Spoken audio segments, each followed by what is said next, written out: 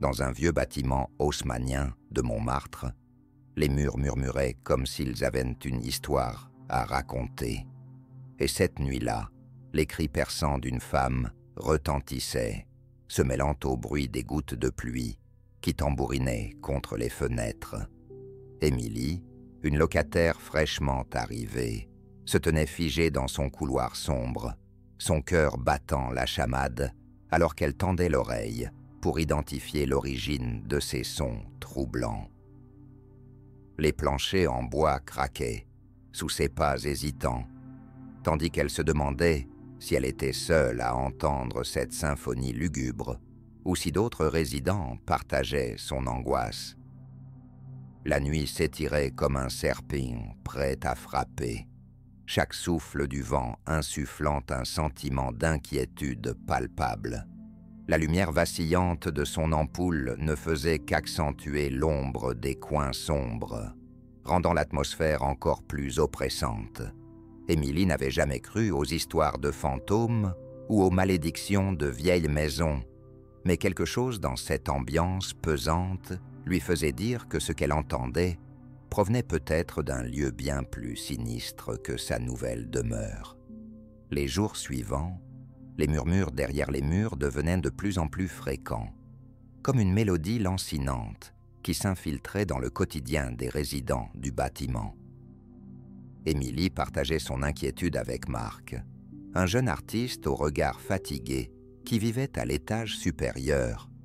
Ensemble, ils s'asseyaient sur les marches usées de l'escalier, échangeant des regards inquiets et des théories farfelues, chacune plus dérangeante que la précédente.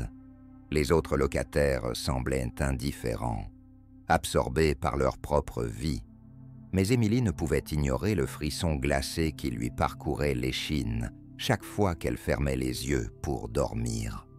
Une nuit, alors qu'une tempête faisait rage à l'extérieur, elle crut entendre un cri particulièrement désespéré, brisé par la fureur du vent. Son cœur s'emballa, et elle se leva pour explorer le couloir sombre. Chaque pas semblait la rapprocher d'un abîme dont elle ne pouvait évaluer la profondeur. Les ombres dansaient autour d'elle, et une peur sourde commençait à s'installer dans son esprit. Et si ces cris étaient réels? Et si derrière ces murs se cachait un secret inavouable? La tension montait inexorablement, alors qu'Émilie se retrouvait piégée entre sa curiosité et son instinct de survie. Émilie était une femme de 30 ans, originaire de Lyon, qui avait décidé de s'établir à Paris pour réaliser son rêve de devenir écrivaine. Son sourire chaleureux et sa passion pour les mots avaient séduit quelques amis dans la capitale. Mais derrière cette façade optimiste se cachait une vulnérabilité que peu connaissaient. Élevée dans une famille modeste, elle avait toujours ressenti le poids des attentes, un fardeau qu'elle portait avec dignité.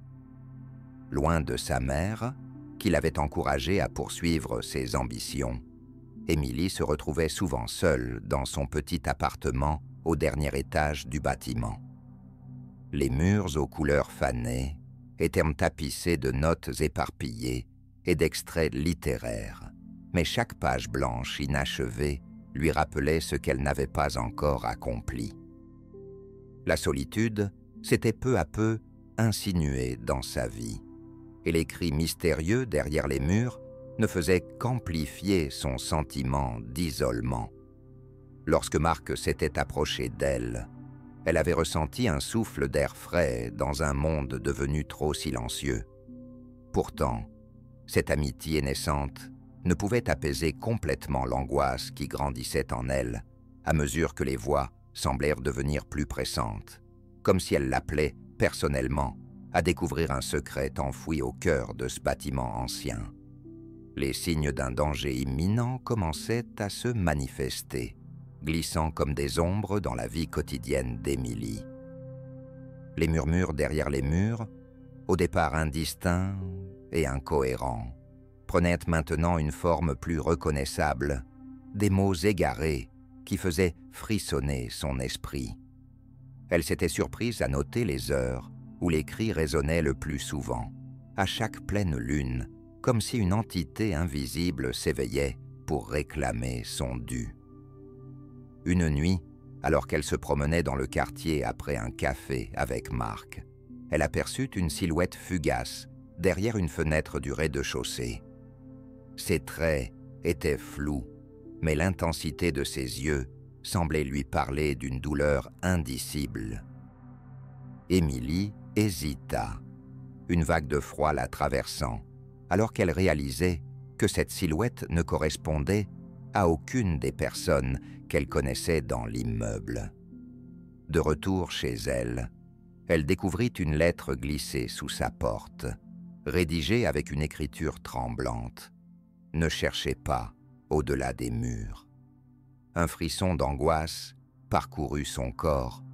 Qui avait osé entrer dans sa vie avec un tel avertissement? Ce détail anodin, mais troublant, était un signal d'alarme qu'elle ne pouvait ignorer.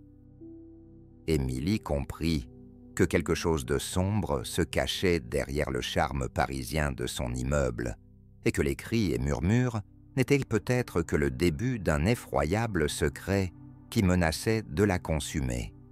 Une nuit, alors qu'Émilie luttait contre le sommeil, une image surgit dans son esprit, la transportant plusieurs mois en arrière.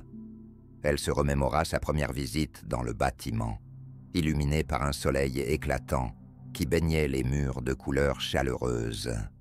Cette journée-là, elle avait croisé une locataire âgée, Madame Fournier, dont les yeux pétillants racontaient des histoires d'un temps révolu. Émilie se souvenait de son sourire bienveillant et de sa voix douce qui évoquait les souvenirs d'une vie pleine de joie et de douleur. Madame Fournier lui avait parlé d'un ancien propriétaire, un homme mystérieux dont la disparition avait laissé des traces indélébiles dans l'immeuble. Ces mots résonnaient, maintenant comme un écho troublant. Parfois, il vaut mieux laisser le passé reposer en paix. Cette pensée tourbillonnait dans l'esprit d'Émilie, alors qu'elle réalisait que les plaintes derrière les murs pourraient peut-être liées à ce passé oublié. Les cris nocturnes prenaient un sens nouveau. Était-il la voix des fantômes d'hier, cherchant désespérément à raconter leur histoire? Émilie se sentit tiraillée entre la curiosité insatiable de découvrir cette vérité enfouie et la peur grandissante que cela pouvait lui coûter. Ce souvenir éveillait un désir ardent de comprendre ce qui s'était réellement passé derrière ces murs pleins de secrets. Mais chaque instant passé à explorer cette voie semblait l'attirer vers une obscurité insondable. Marc, le nouvel ami d'Émilie, était un homme charismatique dont le sourire pouvait illuminer même les journées les plus sombres. À première vue, il semblait être l'ami idéal, attentif, passionné par la littérature et toujours prêt à partager un verre de vin rouge dans un café parisien. Mais derrière cette façade séduisante se cachait une complexité troublante. Ancien étudiant en psychologie, Marc avait connu des périodes d'errance et de déception professionnelle qui l'avaient laissé amer. Ses récits d'échecs résonnaient avec une intensité qui laissait Émilie perplexe. Il avait souvent abordé des thèmes sombres lors de leurs conversations, évoquant des obsessions et des angoisses qui le poursuivaient comme des ombres. Ses yeux brillaient parfois d'une lueur inquiétante lorsque le sujet de la folie ou de la souffrance humaine était abordé, ce qui éveillait en elle une sensation désagréable, comme si elle touchait du doigt l'abîme de son âme. Malgré cela, Émilie se sentait inexplicablement attirée par lui, comme si sa curiosité envers ses propres blessures créait un lien indissoluble entre eux. Pourtant, alors que les cris derrière les murs s'intensifiaient et que les mystères s'épaississaient autour d'elle, elle commençait à s'interroger sur ses motivations véritables. Et si Marc n'était pas seulement un ami bienveillant? Peut-être cachait-il quelque chose d'encore plus sombre que ce qu'elle pouvait imaginer. Les regards furtifs qui l'échappaient lorsqu'elle parlait des voix derrière les murs commençaient à nourrir ses craintes. Peut-être savait-il plus qu'il ne voulait bien le laisser entendre. Cette tension entre eux devenait palpable, une danse délicate entre attraction et méfiance, alors qu'Émilie se demandait si leur amitié pourrait survivre à la vérité qui se cachait sous la surface. La découverte de la chambre scellée dans le sous-sol de l'immeuble fut un moment qui marquerait à jamais Émilie. C'était une nuit étouffante, l'air chargé d'une tension palpable, lorsque les cris derrière les murs atteignirent leur paroxysme. Poussée par une curiosité irrépressible, elle avait décidé d'explorer le couloir sombre et humide menant au sous-sol. Le bruit sourd des battements de son cœur résonnait dans ses oreilles alors qu'elle se frayait un chemin à travers le désordre et la poussière amassée au fil des ans. Lorsqu'elle atteignit la porte rouillée, une odeur âcre d'humidité et de décomposition l'accueillit, comme si les murs eux-mêmes voulaient lui chuchoter des secrets. Avec un coup de pied hésitant, la porte céda finalement, révélant une pièce oubliée du temps. Les murs étaient couverts de moisissures et des vieilles toiles d'araignée pendaient du plafond bas, comme des voiles funéraires cachant un passé tragique. Émilie s'avança prudemment, ses yeux cherchant des indices dans cette obscurité oppressante. Ce qu'elle découvrit fit naître en elle un mélange de terreur et d'étonnement. Des piles de journaux jaunis, des cassettes audio dispersées sur le sol, et, au centre de tout cela, un lit usé où reposait une femme dont le visage était marqué par la souffrance. La surprise s'empara d'Émilie, alors qu'elle réalisait que cette femme n'était autre que Colette Moreau, portée disparue depuis 12 longues années. Les rumeurs entourant sa disparition avaient bercé le quartier d'un air de mystère et de tristesse. La pensée que Colette avait pu crier derrière ses murs pendant toutes ces années lui noua la gorge. Chaque cri qu'elle avait entendu prenait désormais une autre dimension. Le silence pesant qui suivit sa découverte semblait presque moqueur, comme si les murs gardaient jalousement leurs secrets, jusqu'à ce que quelqu'un ait réellement le courage de les affronter. Émilie savait alors qu'elle ne pourrait jamais revenir en arrière. Elle était désormais liée à cette tragédie par les fils invisibles du destin qui se tissaient autour d'eux. La chronologie des événements qui avaient conduit à la découverte de Colette Moreau était un enchevêtrement d'angoisse et de mystère. Tout avait commencé 3 mois avant cette fatidique nuit, lorsque les cris étranges derrière les murs avaient attiré l'attention des résidents. Émilie, comme beaucoup d'autres, avait d'abord ignoré ces bruits, les attribuant aux problèmes normaux d'un vieux bâtiment parisien. Mais, peu à peu, l'intensité des appels désespérés avait pris un tournant inquiétant. Les plaignants s'étaient multipliés et la peur s'était insinuée dans le cœur des habitants. Chacun affirmait avoir entendu des pleurs ou des hurlements provenant de l'obscurité sourde du couloir. À mesure que les nuits passaient, Émilie et ses voisins avaient décidé de se rassembler pour partager leurs expériences.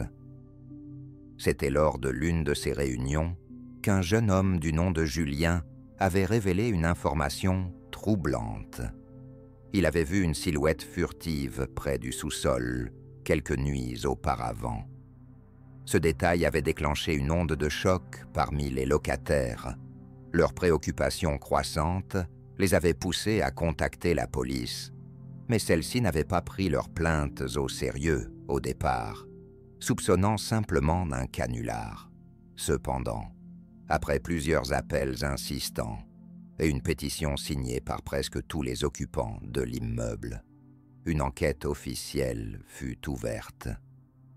Le 15 juin à 22 heures ans, 2 agents arrivèrent sur place pour enquêter sur les cris persistants. Émilie se souvient encore de la tension palpable dans l'air, alors qu'ils fouillaient le bâtiment avec scepticisme et ennui. Leur investigation ne révéla rien d'anormal dans un premier temps. Ils quittèrent le bâtiment sans que personne ne réalise qu'un drame bien plus sombre se tramait sous leurs yeux. Ce n'est que quelques jours plus tard que le destin frappa à nouveau. Un voisin inquiet entendit encore des appels désespérés et appela finalement la police en insistant pour qu'ils reviennent immédiatement. Cette fois-ci, armés de nouveaux témoignages et déterminés à résoudre ce mystère grandissant, les agents retournèrent dans le bâtiment. Cette seconde enquête marqua le début d'une série d'événements qui mèneraient finalement à la découverte choquante de Colette, une vérité enfouie sous des couches de silence et de secrets depuis trop longtemps. La tension s'accumulait comme un orage imminent, chaque instant rapprochant les résidents d'un dénouement tragique qui changerait leur vie à jamais. L'enquête qui suivit la découverte de Colette Moreau fut une danse complexe de témoignages et d'interrogations, chaque réponse soulevant plus de questions qu'elle n'apportait de clarté. Les policiers, d'abord incrédules face à l'horreur du scénario qui se déployait devant eux, commencèrent par interroger les résidents de l'immeuble un par un. Émilie, encore sous le choc, se remémorait chaque cri, chaque murmure. Elle s'était assise avec un enquêteur dans son petit appartement, les mains tremblantes autour d'une tasse de café froid, tentant de rassembler ses pensées pour fournir des informations utiles. Les autres locataires avaient également leurs propres histoires à raconter. Julien, le jeune homme qui avait aperçu la silhouette près du sous-sol, semblait nerveux lorsqu'il décrivit la scène. Il évoquait une ombre fuyante dans la pénombre, mais son récit était parsemé d'incohérences. Il ne pouvait pas dire s'il s'agissait vraiment d'une femme ou d'un homme. Des murmures circulaient parmi les voisins. Certains soutenaient avoir vu un individu étrange rôder autour du bâtiment dans les semaines précédant la découverte. Parallèlement aux interrogatoires, la police commença à examiner les enregistrements des caméras de sécurité installées dans le quartier. L'absence d'images claires compliquait leur travail. Les angles morts et les lumières tamisées créaient une atmosphère propice au mystère. Pourtant, une séquence troublante émergea. Une silhouette portant un manteau noir, apparaissant à plusieurs reprises près de l'immeuble aux heures tardives. Ce détail suscita un certain malaise chez les enquêteurs, qui réalisèrent qu'ils n'étaient pas simplement confrontés à une disparition tragique, mais peut-être à quelque chose de bien plus sinistre. Alors que l'enquête avançait et que des témoins étaient interrogés sans relâche, des contradictions apparurent dans leurs récits respectifs. Plusieurs résidents affirmèrent avoir entendu des bruits étranges, non seulement venant des murs, mais aussi émanant du sous-sol à des moments variés, parfois pendant la nuit, parfois durant le jour. Ces incohérences semaient le doute parmi les enquêteurs quant à la fiabilité des témoignages. Les histoires individuelles commençaient à se croiser et à s'entremêler dans un labyrinthe troublant où chacun semblait cacher quelque chose. Émilie se sentait de plus en plus piégée entre son désir d'aider et sa peur grandissante face aux ténèbres qui entouraient cette affaire. Chaque nouvel élément révélait que ce qu'elle pensait être une simple tragédie cachait un réseau complexe de secrets et de mensonges. La vérité semblait se dérober à mesure qu'elle s'approchait, comme si elle était condamnée à errer pour toujours dans ce labyrinthe tortueux où chaque voix derrière les murs devenait plus forte que jamais.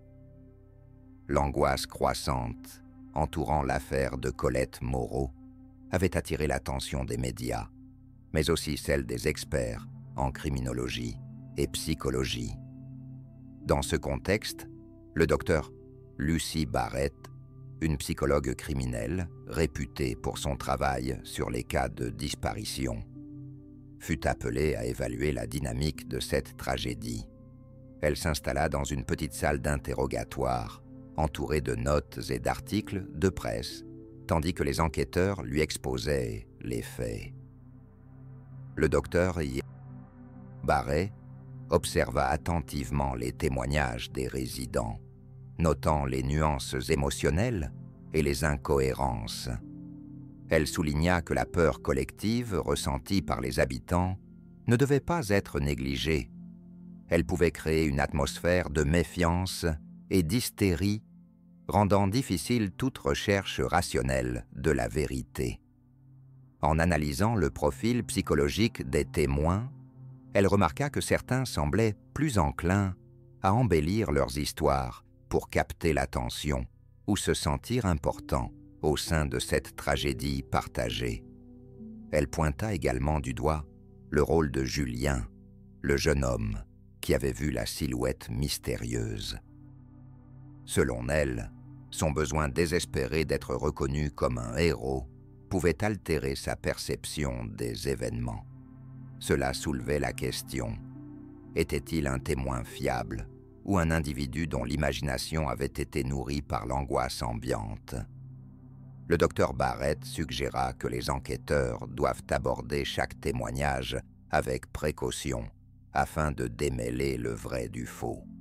En évoquant Colette elle-même, elle exprima une profonde inquiétude quant à son état psychologique. Si elle avait vécu reclus pendant toutes ces années, subissant des abus ou des traumatismes horribles, cela aurait pu engendrer un effet d'aliénation qui compliquerait sa capacité à communiquer clairement ses expériences.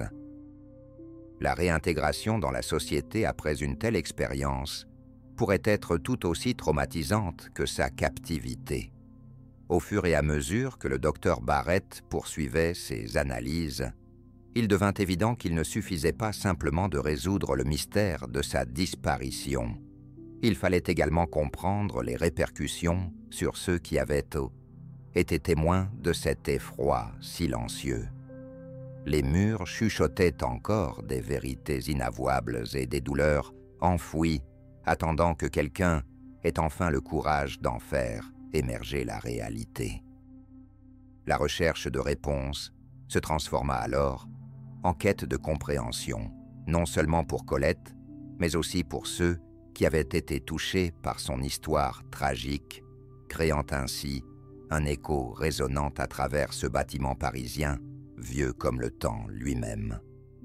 Le procès de Colette Moreau devint rapidement un spectacle médiatique, attirant les caméras et les journalistes du monde entier. L'affaire, déjà tragique en soi, semblait se charger d'une intensité dramatique supplémentaire, alors que les détails horrifiques de sa captivité étaient révélés au grand jour. Les arguments des deux camps s'affrontaient avec une virulence palpable. D'un côté, l'accusation, déterminée à prouver que Colette avait été victime d'un crime odieux, soutenait qu'elle avait été séquestrée par une main invisible pendant plus d'une décennie. De l'autre, la défense tentait de dépeindre un tableau alternatif, celui d'une femme ayant choisi de disparaître pour fuir une vie dont elle ne voulait plus. Les témoignages des témoins clés apportèrent des éléments cruciaux à l'affaire. Émilie et Julien, toujours hantés par leurs souvenirs des cris derrière les murs, furent appelés à la barre. Émilie, en particulier, évoqua son angoisse croissante et la mystérieuse silhouette qu'elle avait aperçue près du sous-sol. Son témoignage était chargé d'émotion. Elle avait du mal à retenir ses larmes alors qu'elle décrivait la terreur qui l'avait poussée à agir. La salle d'audience était silencieuse, chaque mot résonnant comme un cri étouffé dans l'air lourd de tension. La défense, quant à elle, joua habilement sur le scepticisme autour des témoignages des résidents. Ils soulevèrent des questions sur la fiabilité de chaque récit et firent valoir que la peur collective avait pu engendrer une sorte d'hystérie masquée derrière une apparente solidarité. Leurs arguments trouvèrent écho dans certains médias qui débattirent de la responsabilité des résidents dans cette tragédie, plaidant pour une approche plus nuancée de la situation. Au fil du procès, le docteur Lucy Barrett fut appelée comme experte pour donner son avis sur le comportement de Colette et les effets psychologiques possibles de sa captivité prolongée. Elle expliqua comment elle pourrait avoir développé un syndrome de Stockholm ou même une forme dissociative face aux traumatismes subis. Sa présence ajouta une couche supplémentaire à cette affaire complexe, incitant le jury à considérer non seulement le crime commis, mais aussi les cicatrices invisibles laissées sur l'âme humaine. La couverture médiatique devint explosive, alors que chaque jour révélait de nouveaux angles à cette affaire, des spéculations sur l'identité du ravisseur potentiel aux rumeurs concernant la vie personnelle de Colette avant sa disparition. Les réseaux sociaux s'enflammaient avec chacun des détails dévoilés lors du procès, transformant le cas en sujet brûlant qui capturait l'imagination du public tout en alimentant ses peurs les plus profondes. À mesure que le verdict approchait, une atmosphère électrique s'installait dans la salle d'audience, et au-delà, un mélange d'espoir et d'appréhension s'emparait des cœurs des proches et des témoins impliqués. La recherche de justice pour Colette se mêlait à celle d'une vérité cachée, depuis trop longtemps derrière ces murs chargés d'échos douloureux. Les voix murmuraient encore dans l'obscurité, alors que tout le monde attendait avec impatience et crainte ce que révélerait le dénouement inévitable du procès qui allait changer leur vie à jamais. Le verdict tomba comme un coup de tonnerre dans la salle d'audience, plongeant les membres du jury dans un silence pesant. Colette Moreau, assise à la barre, attendait anxieusement le résultat de ces semaines de tension et d'incertitude. Lorsque le juge annonça l'acquittement des accusations de séquestration, un murmure choqué parcourut la salle. La défense avait réussi à convaincre le jury que Colette était une femme ayant retrouvé sa liberté après une décennie d'isolement auto-imposé, choisissant ainsi de disparaître pour échapper à une vie qu'elle n'avait plus voulu. Les réactions furent immédiates et polarisées. Les médias s'emparèrent de l'affaire avec frénésie, certains saluant le verdict comme une victoire pour la liberté personnelle, tandis que d'autres dénonçaient une injustice flagrante, arguant que la société avait échoué à protéger Colette des abus qu'elle avait subis. Les réseaux sociaux se déchaînèrent également. Des hashtags comme « Justice pour Colette » prenaient d'assaut les tendances alors que des voix s'élevaient en faveur de son histoire tragique et des cicatrices invisibles laissées par son expérience. Dans les jours qui suivirent, Émilie et Julien trouvèrent leur propre guérison dans la compréhension collective du traumatisme. Bien qu'ils aient été témoins d'un procès déchirant, ils réalisèrent que leur propre lutte n'était pas isolée. Ils formèrent un groupe de soutien pour les résidents de l'immeuble qui avaient vécu cette douleur ensemble. Ils organisèrent des rencontres où chacun pouvait partager ses craintes et ses souvenirs, transformant leur peur en force collective. Colette, quant à elle, fut confrontée à une réalité tout aussi compliquée en sortant du tribunal. Bien qu'elle fût libre légalement, elle était maintenant prisonnière d'un monde qui ne comprenait pas pleinement ce qu'elle avait enduré ou pourquoi elle avait agi comme elle l'avait fait. Les flashs des photographes et les cris des journalistes créaient une atmosphère étouffante autour d'elle. Elle se retrouvait au centre d'une attention médiatique dont elle ne voulait pas et qui lui rappelait sans cesse son passé douloureux. Alors qu'elle tentait de retrouver un semblant de normalité dans sa vie, Colette décida finalement de parler publiquement de son expérience lors d'un entretien exclusif. Elle espérait que son récit serait un catalyseur pour les victimes silencieuses et qu'il ouvrirait un dialogue sur les réalités complexes du traumatisme psychologique. Dans cet acte courageux, elle trouva une nouvelle voie, non seulement pour elle-même, mais aussi pour ceux qui avaient souffert dans l'ombre. Les échos derrière les murs de l'immeuble parisien continuaient pourtant de résonner long après le procès. Le bâtiment lui-même semblait imprégné par l'histoire tragique qui s'y était déroulée. Chaque mur portait le poids des secrets dévoilés. Chaque pièce était témoin d'une souffrance partagée et d'un combat pour la vérité. Ce lieu devint non seulement un symbole puissant de résilience, mais aussi un rappel constant que même les histoires les plus sombres peuvent conduire vers la lumière si l'on a le courage d'affronter ces fantômes. Ainsi se termina ce chapitre tragique, mais révélateur dans le cœur vibrant de Paris. Une ville où les murs chuchotent encore des récits inachevés, attendant que quelqu'un ait enfin le courage nécessaire pour écouter attentivement leurs échos plaintifs et apporter justice aux âmes meurtries qui y ont laissé leur empreinte indélébile.